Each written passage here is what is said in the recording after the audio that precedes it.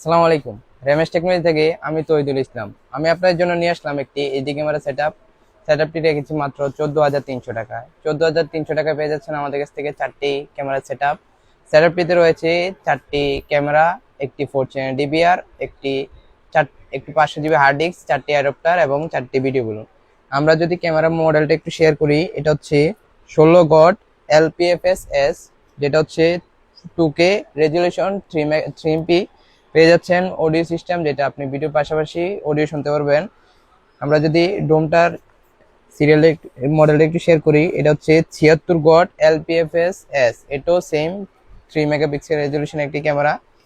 সাথে রেখেছি 4 চ্যানেল একটি ডিবিআরটি হচ্ছে 7104HCHI M1T, 2 সাপোর্টেড, 1 সাপোর্টেড একটি ডিবিআর।